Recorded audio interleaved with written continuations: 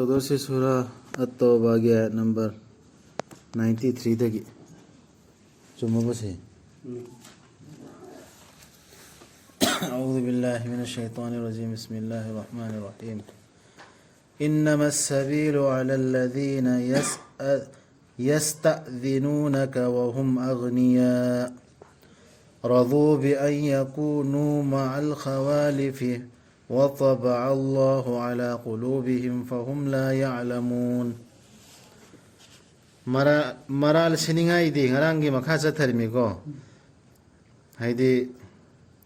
hojiki Allah na thoko rasul na thoko haiba hukum du da thoktaba leitabdai thoktabdan thoktaba piwana lanjanga leite piwana haigidro piwa haiba kanda rasul na engon di leite du haiba kanda pirang chele thokki bewari du natro awro bisa adu mi sing du di kaso Allah na pharo ujar le mi sing du di adu na tabasing di ujar le adu sing je si makala mi sing china karam mi maral seningai di supnagi adugumba mi singduni makhoina nangi aya benni riba ina khunna makhoina penjei yumda le hoba singa leiminna hobada sigi mi singsi chajum nam sallabani Allah na makhoi gi thamoi singda aduna makhoi khangdrabani mal jangsu leiriba sagol ke gi leiriba matam dugi hairagana aduga som ka aya bani leiriba rasulda yumdale hobi ana haba sida khawalif hada khawalif sin pi su oibe tuga group oragana kangbu ena lawwa adur sumo ni monas oibe khawalif sin monas ki form neba ason ba kangbu hairon kangbu sindu lehor ba sumo kangbu sindo adu dugo loina ba pame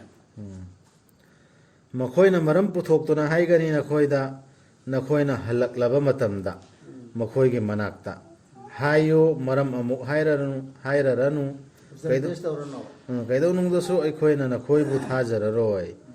hana na pirakle aikhoida Allah na khoi gi pau singdo khangena ho jal do kai jal lai teba yengsin khigani Allah na khoi gi thabak sing amasung magi rasulna sima khoida hayona helimi sisu na khoi thabu yengkhine ba hoji Allah na su yengkhine ro rasulna su adugi tungdadi na khoibu handuna pugani aronba amasung afomba animakpu khangbiri bedugi manakta adudagi Allah na haibi gani na khoida na khoina tawkhibadu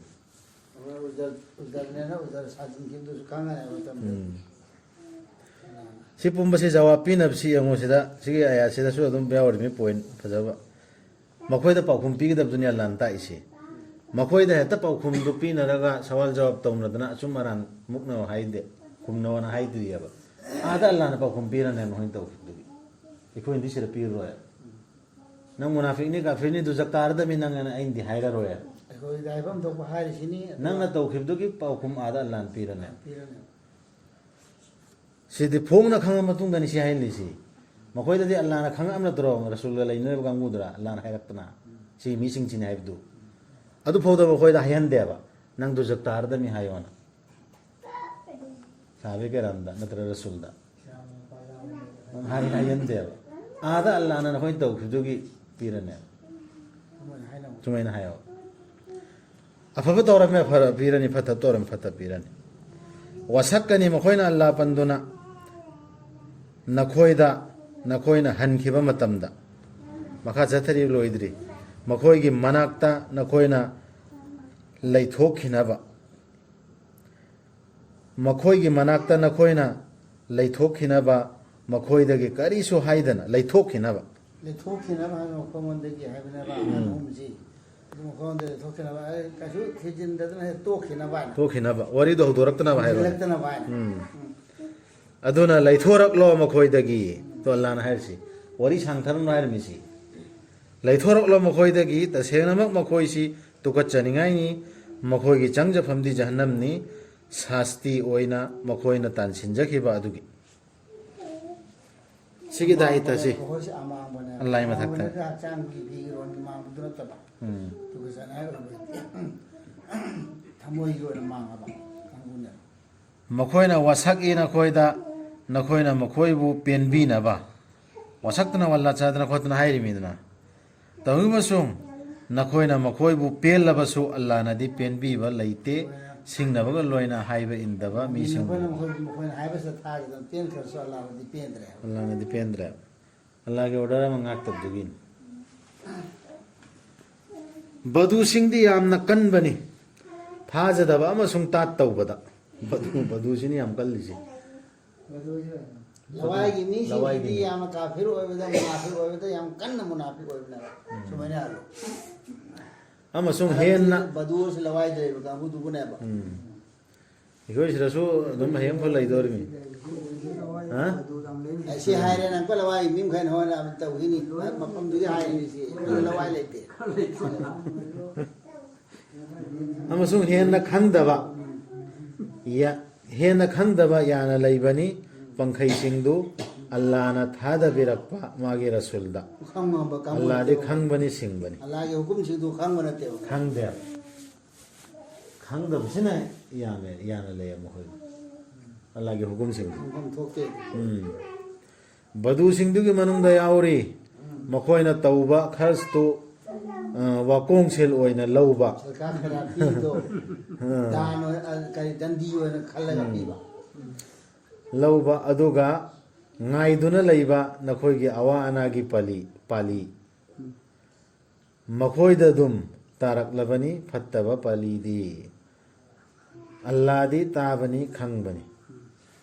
sisum khoigi badu gi lamjani tarak pungai de leiriba du dre ta aduga badu singdugi manungda khara yauri allah amasung oroibe numin puthajaba aduga laujaba makhoina tawkhiba kharstu allah gi manak nakjanaba amasung rasul gi duwa phangjanaba gi oina sumaina thamoi sengsu yauri yengu madu makhoida magi manak nakjanaba gini makhoi tawru chumeba du mai tawru kamusindu janghan bigani makhoibo allah na magi minungsi gi manungda tasenamak allah di kokpi heibani kanbi heibani sigi badu gi khars ku tausi taubai khoi sirasu myam leitro akhoi maru oina imung manungi nupi angang akhoi jeksin gadami उपाय लेते बगी पीबो तो पीरो तमे कई पीब कंदा मासी अल्लाह ना हाय को ओरो सदका की ओरो जकात की ओरो कनागुम का लेते लाइरा पीबो ओरो वखंद थमगदा मे अल्लाह की दमक त पीरी मे उपाय लेते बगी मिसु पीनरियन पीदो मांग थाबा अहान बसिंगदु कुल होंगलप सिंग अमसुंग तेंबांग बसिंगी मनुंगदगी अमदी मखोइदु की तुंग इलप सिंगदु फजब लमचत के लोइनना पेनबीरबनी अल्लाहना मखोइदुबो अमसुंग मखोइनसु पेनजरबनी माबु साबाय करांग नि लो का रदियल्लाहु अन्हु मरदु हिजरत तौर इमेदना मक्का थादो अगा मै मकै थादो मतु मचा थादो मयाउरी मी रसूल के मनाक्ता मदीना दा अदुगी बालोन मक्की नती हाय मतु मचा अपि अपि पाजा लेना होबा यारेबनेबा माना दुनिया पामदी मक्का दसु लिंग लेबि यारेबनेबा हाइदी अदुम कुरैश खानदान मरक्तु दा अदु बोदा रसूल के दमक्ता थादो रसूल की साहबादी ओरम्बा दुगा कोना मुर्तद ओइसमा याव अबू बकर मतलब चंदा जकात पियो यादना ला जकात पि दम मखैदु दान थे तो खबे वारी सुले लेरी अदगी नबी नि ऐसु नबी नि यान तो साहबा हाने दिन नबी की मतलब दी साहबा ओरम्बा मिदना ऐसु नबी मा भाई सब तंगाई ता ओइ नै मेन हायगा वो की दवा तो सु रसूल की अपन मनते नै हाय मोहना रसूल की खानदान अगवादान थी नरी इसरी दी हम कोन हाय नसितोस रसूल की खानदान लगे फो कैदो बयाव बने सी अल्लाह की लोइना को अल्लाह खत थाज थंगदम मी लोइ मी हक्तनी दना रसूल फोदो पैगंबर फोदो नंग नसी हेक तोरम दर बसोइरम बाबा दोइदी नंग सुमांगदम हेर दु देल्ला हा अदो एकोना मी दंगा पखोट अदु याद बनते सी साहबाय केराम पूरा मसागी थवाई कुर्बान तौदना कथोक चरक्तना हिजरत तौरप गांगु दुगिने अल्लाह थागत इसे नहोय अल्लाह न सुपेन बिरे मखोइन सु अल्लाह के दिन दु पेन खरे माना थौरांग तौबिरे अल्लाह न थौरांग तौबिरे मखोय की दम हिकोल सिंह जन्नत सिंह मखादा तुरेल सिंह चेनबा लैजरगदबनी मखोय मदुदा मतम चुप्पा लोइना इदना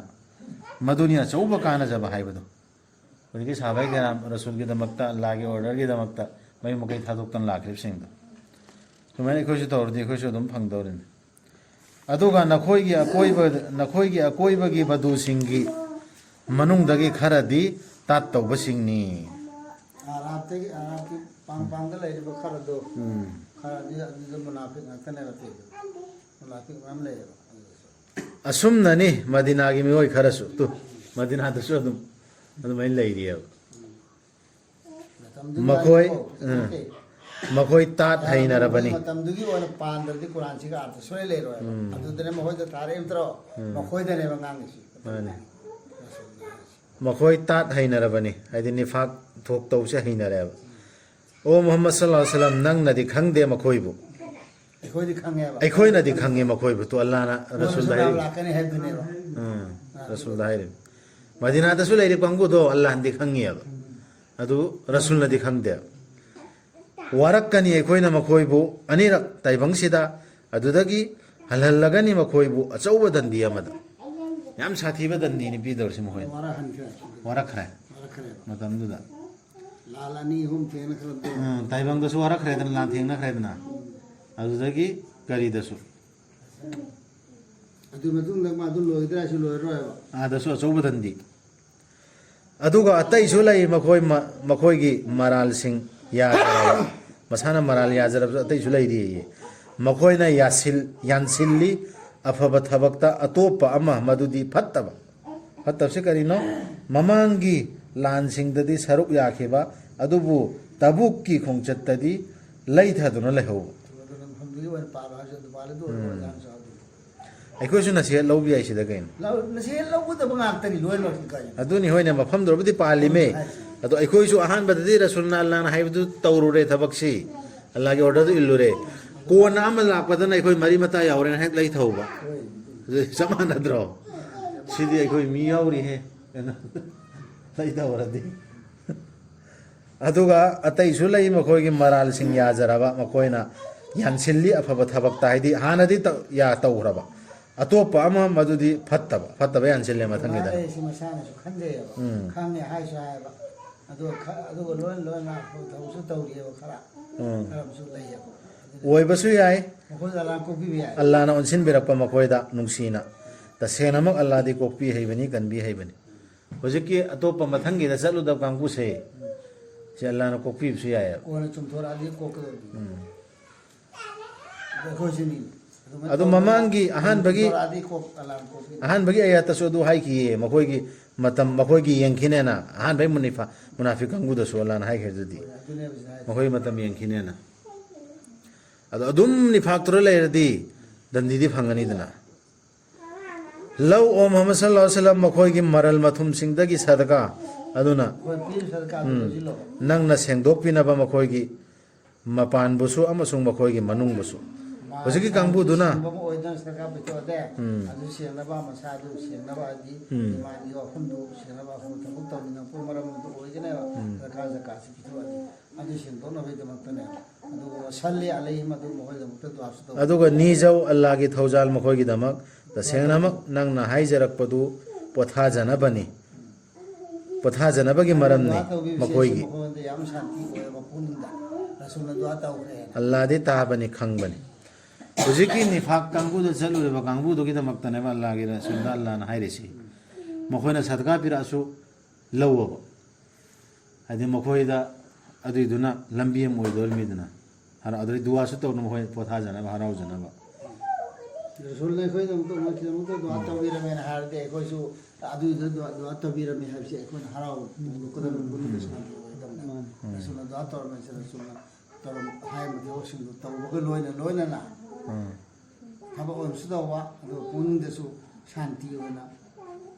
ꯂꯩꯒꯗꯕꯅꯦꯕ ꯔꯁꯨꯜꯅ ꯇꯧꯕꯤꯈꯤꯕ ꯗꯨआꯁꯤ ꯁꯣꯏꯗꯅ ꯀꯕꯨꯜ ꯇꯧꯔꯝꯒꯅꯤ ꯑꯜꯂꯥꯍꯅ ꯍꯥꯏꯕ ꯈꯟꯊꯔꯒ ꯁꯥꯟꯇꯤꯗ ꯂꯩꯒꯗꯕꯅꯦꯕ ꯑꯩꯈꯣꯏꯁꯨꯅꯤ ꯔꯁꯨꯜꯅ ꯗꯨआ ꯇꯧꯕ ꯎꯝꯃꯠꯀꯤꯗꯃꯛꯇ ꯀꯞꯇꯅꯤꯔꯝꯃꯤ ꯅꯠꯇ꯭ꯔꯣ ꯁꯤꯒꯤ ꯆꯠꯊꯔꯤꯕ ꯑꯌꯥꯠꯁꯤꯗꯤ ꯍꯧꯖꯤꯛꯀꯤ ꯔꯁꯨꯜꯅ ꯈꯪꯗꯕ ꯃꯗꯤꯅꯥꯒꯤ ꯑꯀꯣꯏꯕꯗꯁꯨ ꯂꯩꯔꯤꯕ ꯔꯁꯨꯜꯅꯗꯤ ꯈꯪꯗꯕ ꯑꯜꯂꯥꯍꯅꯗꯤ ꯈꯪꯕ ꯑꯗꯨꯒꯤꯁꯤꯡꯗꯨꯒꯤ ꯃꯇꯥꯡꯗꯅꯤ ꯁꯤ ꯈꯪꯗꯕ꯭ꯔꯥ ꯃꯈꯣꯏꯅ ꯃꯗꯨꯗꯤ ꯑꯜꯂꯥꯍꯅ ꯂꯧꯕꯤ ꯍꯥꯏꯕꯁꯤ ꯑꯜꯂꯥꯍꯒꯤ ꯃꯅꯥꯏꯁꯤꯡꯒꯤ ꯇꯧꯕ ꯑꯃꯁꯨꯡ ꯁꯗꯀꯥꯁꯤꯡ ꯑꯗꯨꯒ मदुदी अल्लाह दे निंगमदना हंजिनजरपबु याबीबदुनी कनबी हैबदुनी हाइबसी अदन गुना तौरोयना को हंजिलरो आई गुना द तुम तौले खालु नो आई कॉपी रोय खल्लो नो कॉपी है रे कॉपी है बने खालो बतम तो दे कॉपी ने तो मा तौरक्तना अल्लाह दो सिंदना थबक तो अदि अदुम कॉपी ने हायो तौरो न खोइना तौनिंगबदु येंखिगनी नखोइगी थबक सिंग अल्लाह ना मागी रसूल अमसुंग थाजबसिंगना अदुदगी नखोइबु हलहनबिगनी अरोनबा अमसुंग अफोंगबा अनिमकपु खंगबिरिबा अदुदा अदुगा अल्लाह ना पाउ पिबिगनी नखोइदा नखोइना तौखिबदुगी अदु मतुगिन दंदी इरा पीबी आरे इरनी अलाना अफोरगना हाइदि नखोइ सि तौररे सि लाले अदुनि नखोइ अदुनि अदाने सु हाइदबा लोत्र खाई तो लोट यारोयबा हे नखोइ अफब तौरपर येंखिनेबा अल्लाह ना खंग हिसाब तौनेबा अतोप खरगिना अतोप खर साइरे अतोप खरगिना पंथदुना थमले अल्लाह के हुकुम गाइदुना वरप्पि हुजी मुनाफिक एवं आराब के कंगुदुनी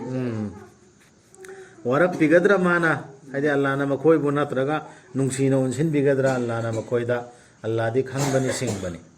सुमैना मोइसि पेंडिंग द लय अतोप खरना आशा तौदि मोइदि मसांसि लय जब लय बिदि तो अदुगा खरा अमना मस्जिद अमा सागतली अमांग थोकहन्नबा थाजदबा योखतनबा थाजबा सिंबु चाइना हन्नबा अमसुंग पुनफम ओइनबा आ ममांगदा अल्लाह अमसुंग मागी रसूल की मयोक्ता लान हौखिबा सिंगी मखोइना सोइदना वासक्कनी अखोइना करिसु खल्लुबा नत्ते अफबा नत्तना अल्लाह ना साखीनी तसेनमक मखोइ चिंथीबा सिंगनी मस्जिद थुवाइब साखिबा गांगु छाउरगा तोंगा मस्जिद दरारना एना बदु आवांगी मस्जिद सिगी मतांगा असिना ते मस्जिद दरार आद मदीना दाना रसूल सल्लल्लाहु अलैहि वसल्लम दहारगा मस्जिद में सागे ने साबने बा मोय ना मुनाफिक कांगुना मुनाफिक ने दियो सांदे आइ बोनो रोदो मम्मी सु कांगु होंदेवा अद रसूल सल्लल्लाहु अलैहि वसल्लम आम नो मस्जिद नमाज सुंदियो तो जाउदियो ना हाउदियो आइ ले अद हो कांदा लाम छुखिबा अदु मस्जिद मुनाफिक मखोय इस्लाम मानब साबा मस्जिद मस्जिद तानबा साबे गराम मरक्ता मस्जिद तानबा तौखिबा बात तो तुमिन वाखन वाखन नंग मदुदा लेपलुगनु कैदोनुंगदसु मस्जिद तो अल्लाह बु कीजबदा युमफम ओइरगा साखिबा अहानबा नुमित्तगी हौना मदुदना हेन चुंबनी नंगना नमाज गी लेपदा हरम दे तुमे सि मस्जिद साबे नियम फ कुरान दा ताइम साब मस्जिद तो ने फारि पे याला जाके मस्जिद को और मदीना और साब तो अदु ने नंग सो अदु सो नंग सो मस्जिद अदु सो में है पे बात तो अदु सो मदुदा लैबनी मसा सेंगदोकचबा पामजबा मिसिंग अदुगा अल्लाह ना नुंसीबिबनी मसा सेंगदोकचबा सिंगबु मस्जिद साबे नियम फ सरे यावरमे यान अनिसरा मस्जिद से कोइना मोहल्ला थुगाइरे अदु अदा आइ मखोइ सोनरो एना सागदम नते एनी साब कान मी पुम खिदम मक्सांग अबे अल्लाह की मस्जिद इबादत तौफम ने खल्ला सागदम एकोइ सरे सानारि सिदी नत्रना मी चंद्रा नु तो आले कोइ से कोइ लेखाइ गम सासी ना आइब नेतो अदु नेतो पूरा खनगदम अदु ना मखोइ इदि सोगदम ते अदु ने दानि तोरगा तौबदा से फत्ते अदुना एकोइ सो एकोइ की वजन मस्जिद ने बाहरदी मस्जिद खुद मते एकोइ लोइन चंगा नमाज सोगदम मस्जिद खुद मते चंगा कयना अल्लाह की युम ने बदु अदर कना गुमनु थिंगे थिंगे इमी दुदिया कुरान दा यावरेदना सिंबम मिदो फाइनल फत्ता वदे फत्ता मीने दु अमन अजलमु मदेन जारी मो करा लेगे मस्जिद थिंगे नमाज मुला थिंगे निमन मना मसाजिद अल्लाह ay yuzkar fi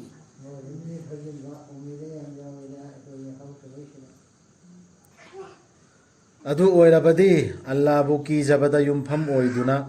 अल्लाह ना पेनबी नबा मागी मयुम साजरिबा महाक अदुना हेना फब्रा नत्रगा निंखाइगा दौरबा चाथतलबा तोरबानदा युमफम ओइदुना मयुम सारिबा अदुन मदुना निंखाइदुना मागा लोइनना जहन्नम गी मैदा तासिन खरदगदबा महाक अदुना हेना फब्रा सि मस्जिद साबनी येनिगाइ ने जहन्नम तारदा जहन्नम दा तारदा ꯑꯜꯂꯥꯗꯤ ꯂꯝꯖꯤꯡꯕꯤꯗꯕꯅꯤ ꯑꯔꯥꯟꯕ ꯇꯧꯕ ꯃꯤꯁꯤꯡꯕꯨ